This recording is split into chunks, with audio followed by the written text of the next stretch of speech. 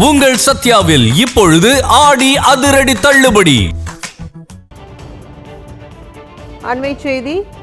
NEET நுழைவுத் தேர்வுக்கு எதிராக டெல்லியில் கரப்பான்பூச்சி ஜனதா கட்சியினர் நடத்தி வரும் போராட்டம் இன்று 35வது நாளை எட்டியுள்ளது.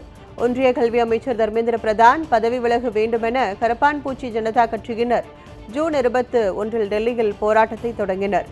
கடந்த திங்கட்கிழமை நாடாளுமன்ற முற்றுகை போராட்டம் நடத்திய மாணவர்கள் மீது டெல்லி போலீசார் தடியடி நடத்தினர்.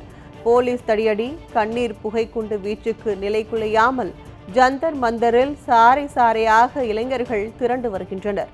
சோனம் வாங்சுக் உண்ணாவிரதத்தை திரும்ப பெற்றாலும் ஒன்றிய அமைச்சர் தர்மேந்திர பிரதான் பதவி விலகும் வரை போராட்டம் தொடரும் என்று கரப்பான்பூச்சி ஜனதா கட்சி அறிவிப்பை வெளியிட்டுள்ளது.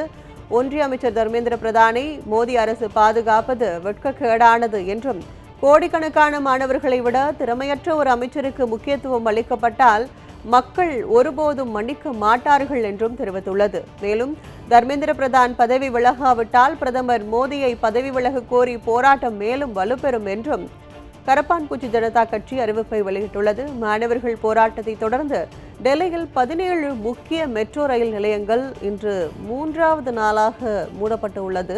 அதனை அண்மை செய்தியாக பார்த்து வருகிறோம்.